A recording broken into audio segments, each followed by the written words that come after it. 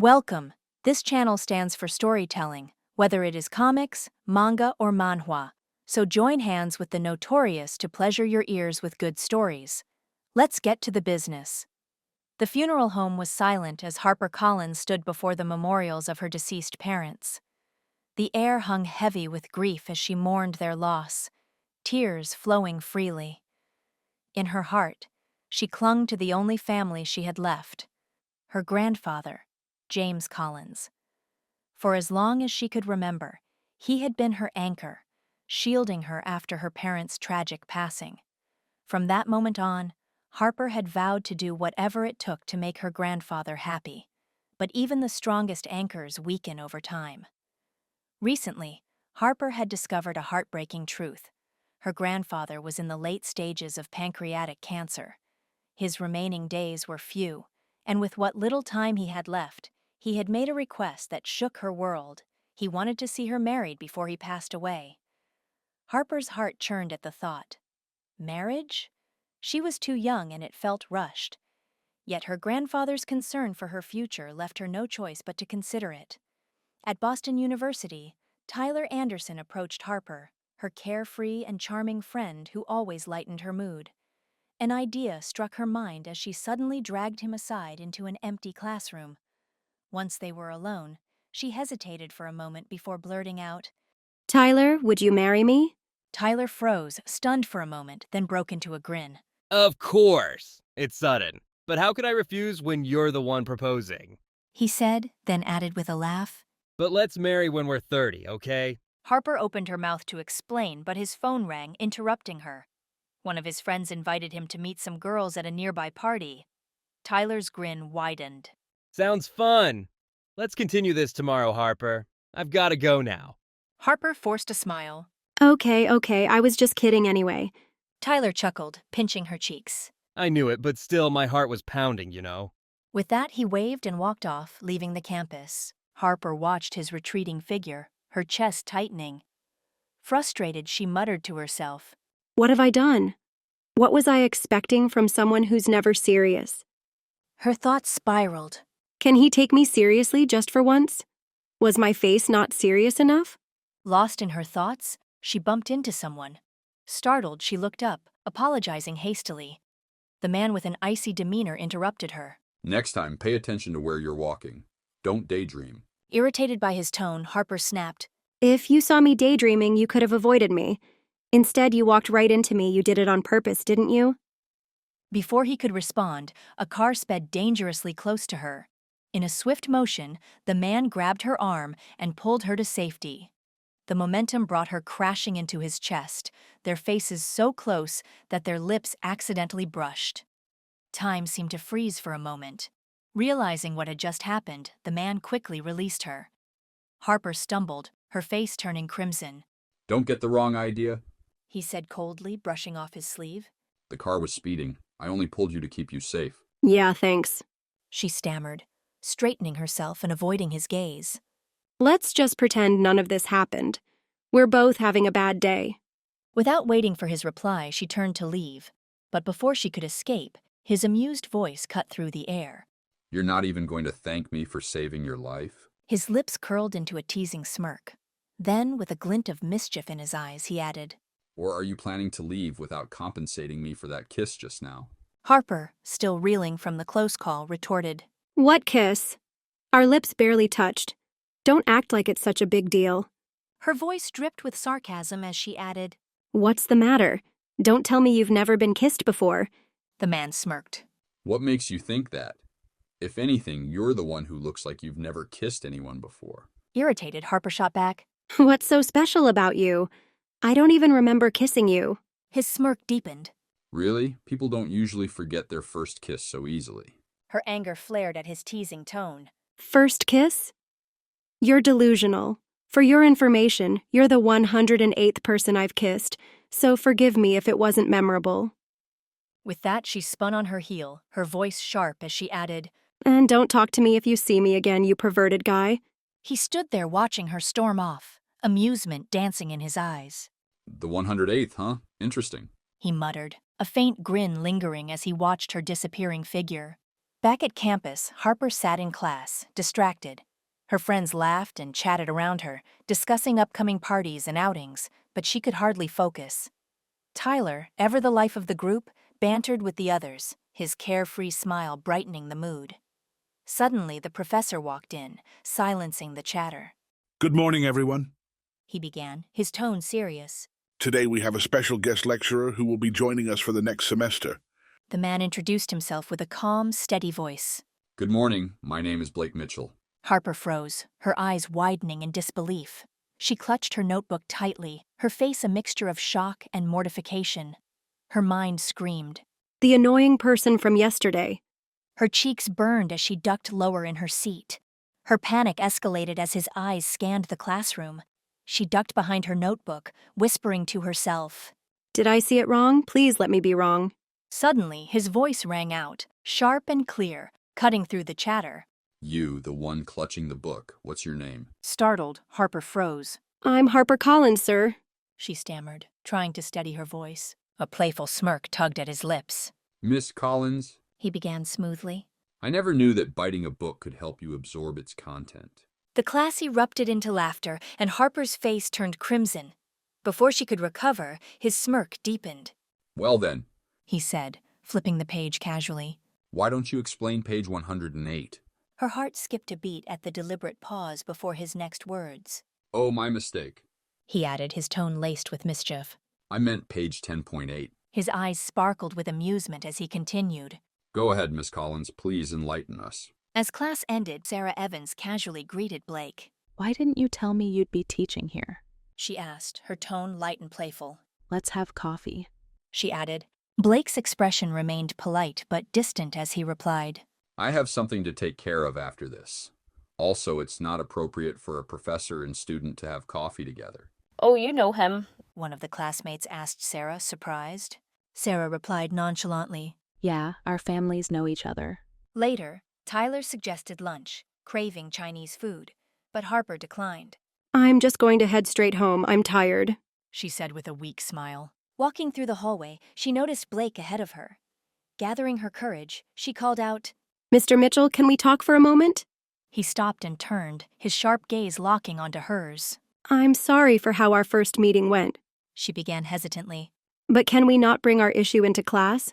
Me? He asked, his tone unreadable.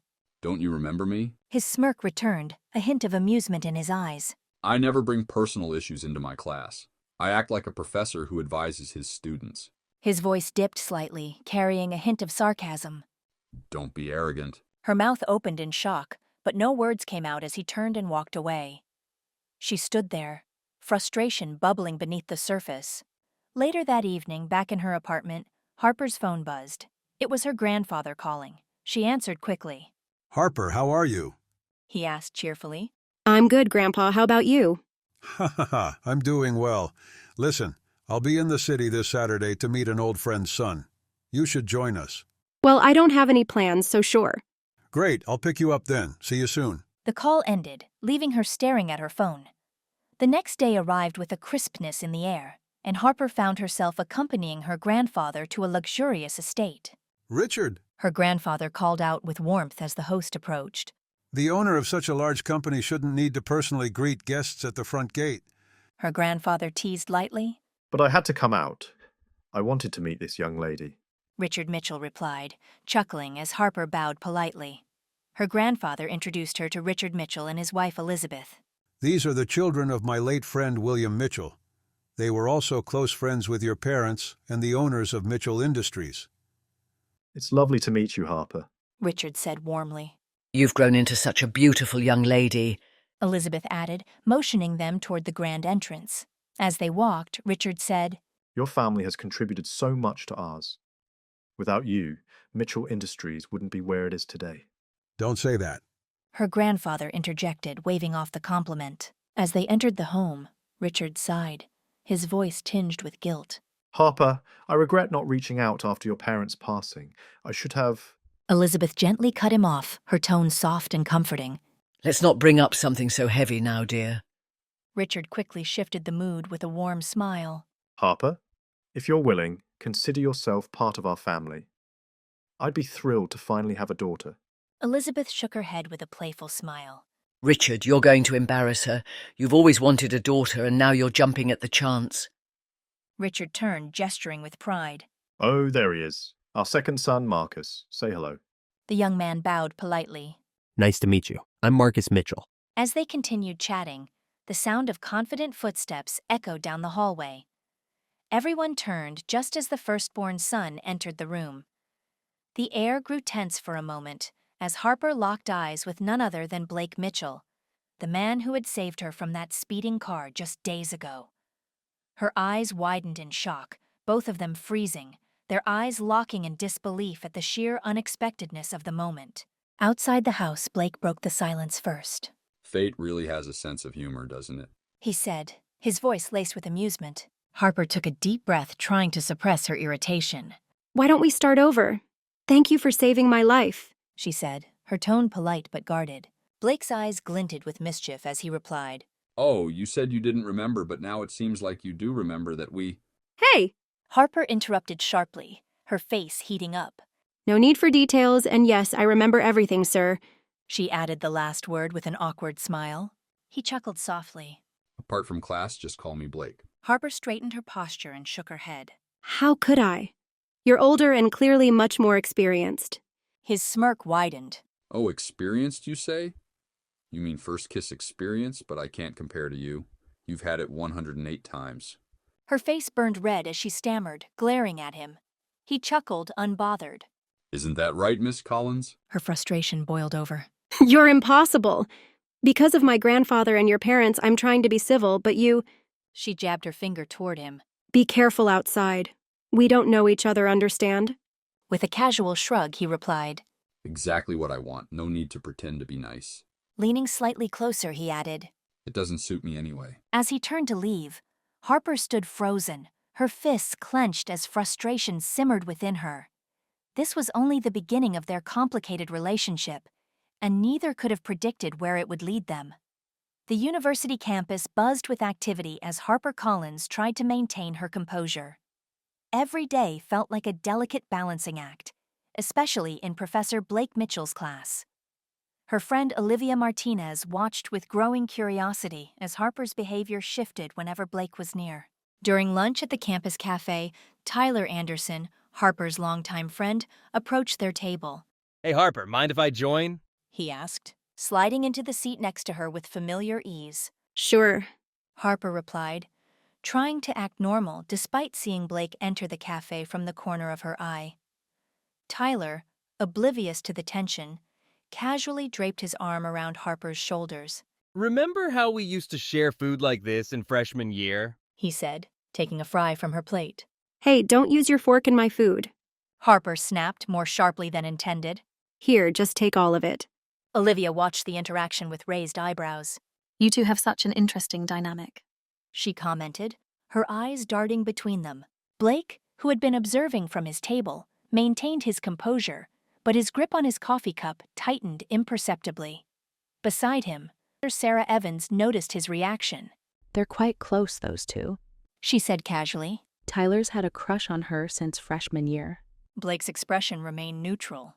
Student relationships aren't my concern. He said smoothly, though his eyes never left Harper's table. After lunch, as Harper was leaving, Blake caught up with her in the parking lot. Get in the car. He said quietly. We need to talk. Once inside, Blake's carefully maintained facade cracked slightly. You should have told me about your history with him. He said, his voice carrying an edge. There is no history. Harper retorted. Tyler's just a friend. A friend who clearly wants more. Blake responded.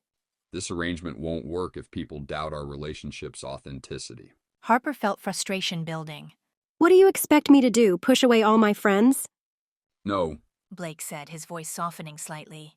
but we need to be more convincing. He reached for her hand, intertwining their fingers. Like this. Harper's breath caught at the contact. Is this another practice session?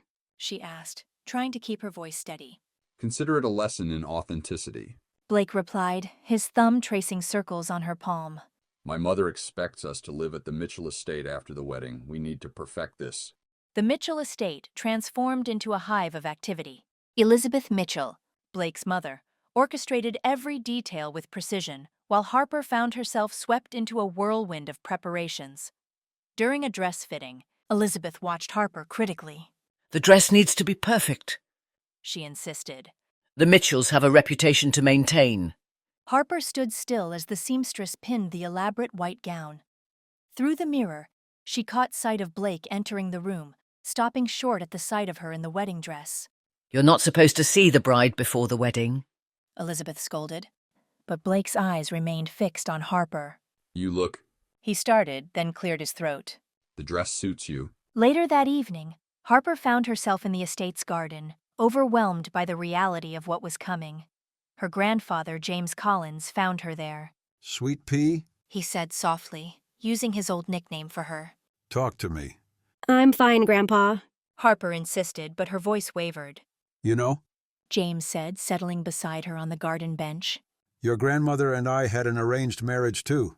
Harper looked up, surprised. Really? Yes, we didn't love each other at first, but love grew. Sometimes the heart needs time to catch up with what the head has already decided. As James spoke, Blake appeared in the garden. Seeing the private moment, he started to retreat, but James called him over. Blake, join us. James said, his voice carrying the weight of authority despite his illness. I need to speak with both of you. Blake sat on Harper's other side, close enough that their shoulders touched. James looked at them both seriously. Promise me you'll take care of each other. He said, Marriage isn't just about love or convenience. It's about partnership, about facing life's challenges together. Blake's usual businesslike demeanor softened. You have my word, sir. I'll protect her with everything I have. The night before the wedding, Harper couldn't sleep. She wandered down to the estate's kitchen, finding Blake already there, a cup of coffee in hand. Can't sleep either? She asked, trying to sound casual. Just reviewing some details for tomorrow. He replied, sliding a fresh cup of coffee toward her. Blake, Harper said hesitantly. what if we can't pull this off? What if everyone sees through us? Blake stood, moving closer until he was right in front of her. Then we'll give them something real to believe in. He said, his voice low. His hand came up to cup her cheek, thumb brushing across her skin. We've practiced enough, haven't we? Harper's heart raced at his proximity. This wasn't like their other practice sessions. This felt different, more real. The Mitchell estate's grand ballroom had been transformed beyond recognition.